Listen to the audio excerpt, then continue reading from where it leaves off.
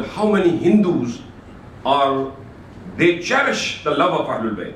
They are practically, there's one we were talking about today, that he has a big Imam Barga near Hyderabad, and when he gets all these provisions which Allah provides him, he says the first thing I take aside in the name of Imam Hussain alayhi salatu wasalam. And then obviously he is not a Muslim, but what I'm trying to come to finalize and precisely put it together in front of you, or that religion as a whole could be divided, whole humanity could be divided into two segments, two sections. اور وہ دو section کیا ہیں؟ دو section یعنی دنیا میں مذہب فقط دو. ساری کائنات کے مذاہب کا مطالعہ کرنے کے بعد اور 5-10 سال سے کمپیریٹو ریلیجن پڑھاتے ہوئے یونیورسٹی میں گزر گئے مجھے، میں اس نتیجے میں پہنچا ہوں کہ دنیا میں مذہب ہے دو، یا ہے کوئی عاشق حیدر یا ہے کوئی دشمن حیدر. تو اس لیے ہمارا یہ آپ ذہن میں رکھا کیجئے، اگر کوئی اس آستانے پہ چل کے آ جاتا ہے اور عشق حیدر میں چل کے آ جاتا ہے تو وہ اسی مذہب سے تعلق ہے اس کا جو ولایت کے مذہب کو مانتا ہے اور ولی کے ساتھ منسلک ہے. اور اگلی بات آپ دیکھیں جیسے جیسے لوگ آپ نے دیکھا ہوگا وہ ڈی ایف کراکا کا پورا مضمون دکھا ہوگا کہ وہ کیسے نجف میں پہنچے تھے. وہ پارسی تھے، لیکن یاد رکھیے جب ایک مرتبہ محبت حیدر جگمگا اٹھے دل میں اور دلوں کو منور کر دے تو عاقبت بخیر ہو جایا کرتی ہے. پارسی ہونے کے باوجود حالت ایمان پر مرے. صبر کیجئے، میں کل ترسوں سے یہ آیت پڑھ رہا ہوں کہ صبر مومن کی کامیابی کی کنجی ہے. ہمیں پیشنٹ رہنا ہے اور ہمیں محبت، اگر کوئی محبت کا جواب محبت سے دے رہا ہے تو اس کو دھتکاریے نہیں. آل محمد کی محبت کو ڈھونڈتا ہوا آپ کے قریے میں، آپ کی گلی میں، آپ کی امام بارگاہ میں کوئی آ جائے، بہت معزز ہے کسی مذہب سے اس کا تعلق کیوں نہ ہو. اس لیے یہ سمجھنے کی بات ہے اور اس کو انشاءاللہ آج جو لوگ موجود ہیں. اور پھر اسی جملے میں آگے بڑھ کے یہ بھی کہتا چلوں اگر لوگ ناراض نہ ہو کہ یہاں بہت سے آنے والے عادتاً آتے رہیں مگر دل میں حب حیدر نہ ہو تو ان کے آنے کا بھی کوئی فائدہ نہیں،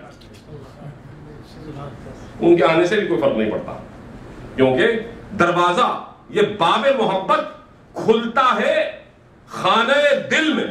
اگر خانہ دل کے ابواب وہ باب دروازے بند ہوں تو پھر کوئی فرق نہیں پڑتا کہ آپ کہاں ہیں. اسی لیے میں نے بار بار کہا کہ یہ دل کی باتیں ہیں، ان کو قرآن کہتا ہے افلا یتدبرون القرآن.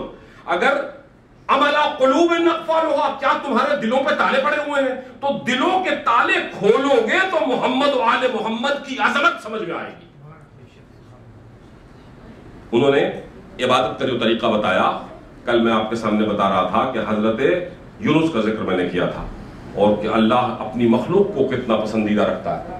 اور آج کل میں نے یہ بھی بتایا تھا کہ جناب امیر المومنین علیہ الصلوۃ والسلام جب ذکر عبادت کرتے تھے حب عرفی سے اور نوف بقالی سے جو ان کی گفتگو ہوئی دارالامارہ کے صحن میں، اور اپنے عظیم ترین صحابیوں کے ساتھ جو ان کی گفتگو ہوئی اور انہوں نے روتے ہوئے مولا کو دیکھا، انہی صحابیوں میں سے، انہی رسول کے صحابی بھی ہیں اور مولا کے چاہنے والے بھی ہیں اور بڑے پرخلوص با وفا صحابی ہیں.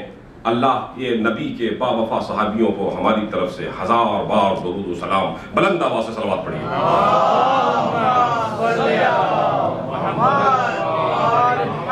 وفا شرط ایمان ہے، محمد سے وفا کی، محمد سے وفا تو نے تو ہم تیرے ہیں، یہ جہاں چیز ہے کیا لوح و قلم تیرے ہیں. تو یہ لوح و قلم سب کے سب اسی کے ہیں جس نے محمد سے وفا کی ہے. اور علی کے پاس اسی تمغہ وفا، وہی تمغہ وفا علی کے چہرے پر سجا ہوا ہے. اور وہ ایسا سجا ہے کہ امیر المومنین کے لیے خود پیغمبر کہہ کے چلے گئے یا علی انت منی بمنزلت الراس، منزلت الراس من الجسد. آپ کی مثال میرے ساتھ اے علی ایسی ہے جیسی جسم کے ساتھ سر کی ہوا کرتی ہے. بار بار یاد کر رہا ہوں تاکہ سمجھ میں آ جائے کہ علی راس رسالت ہے. نبوت اگر پورا جسم ہے ہدایت کا تو ہادی برحق کا چمکتا ہوا پر نور چہرہ اور سر علی مرتضیٰ ہے.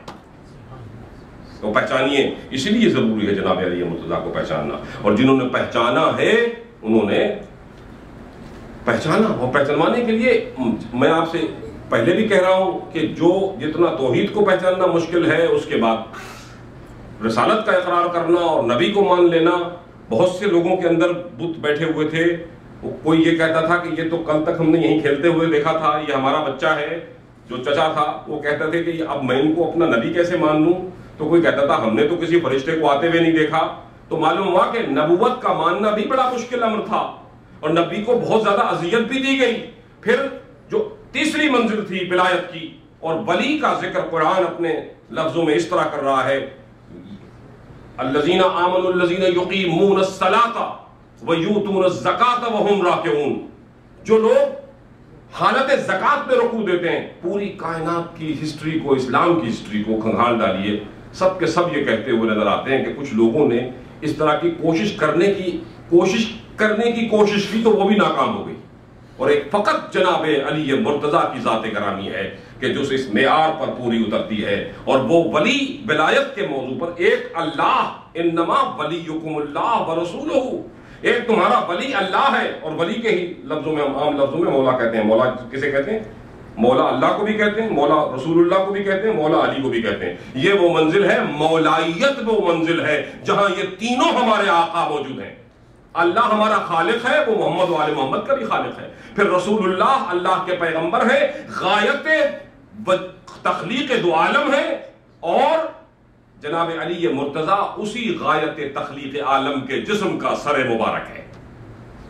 اور یہ ولایت کے چہرے ہیں. ایک اللہ ہے, اور اس کے بعد نبی ہیں, میرا رسول, اللہ کہتا ہے اس کا رسول ولی ہے. اور تیسرا ولی وہ ہے جو جو نماز قائم کرے اور زکات دے حالت رکوع میں. صلوات.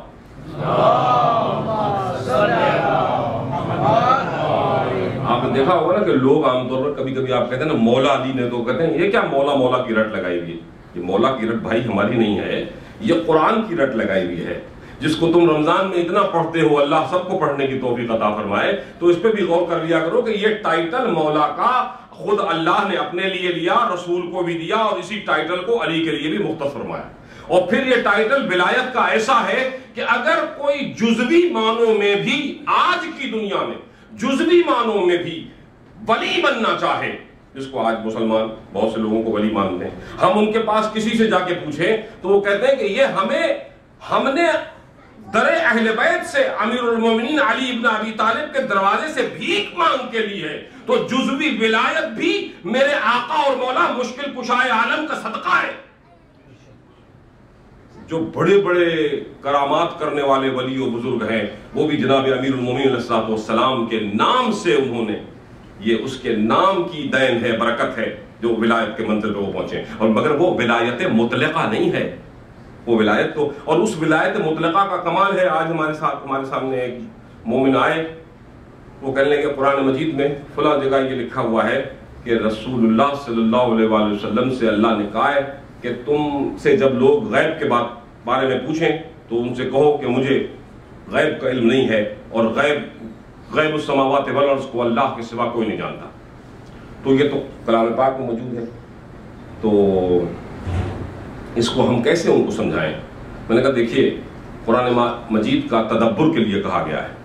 قرآن مجید میں جو تعقل اور تفکر ہے وہ ذکر الہی کے ساتھ ساتھ, جس کا کل میں نے ذکر کیا تھا کہ وہ لوگ جن کو اللہ, جن کے تعقل کو, تدبر کو پسند فرماتا ہے, الذین یذکرون اللہ قیاما وقعودا وعلی جنوبہم ویتفکرون فی خلق السماوات والارض. وہ اپنے قیام اور قعود میں بھی اور اپنے پہلوؤں پر سوتے ہوئے, لیٹے ہوئے, جاگے اللہ کی تخلیق پر, سماوات و ارض کی تخلیق پر غور و فکر کرتے رہتے ہیں اور اللہ کا ذکر کرتے رہتے ہیں. اور ان کے اس ذکر و فکر کی کامیابی کی دلیل قرآن قرار دیتا ہے کہ جب یہ ذکر و فکر باہم یکجا ہوتا ہے تو پھر یکلخت ان کے لبوں سے ایک ہی آواز نکلتی ہے, ربنا ما خلقت ھذا باطلا, اے ہمارے پروردگار تو نے کائنات کی کسی شے کو, جس شے پر ہم غور کرتے چلے گئے, معلوم ہوا کسی شے کو باطل پہ خلق نہیں کیا, کسی شے کو عدل کے راستے سے ہٹا کے خلق نہیں کیا. ایسا عادل ہے جس کو جہاں خلق کیا، جس منزل پر جہاں جس کو رکھا ٹھیک ٹھیک رکھا، اور جب ٹھیک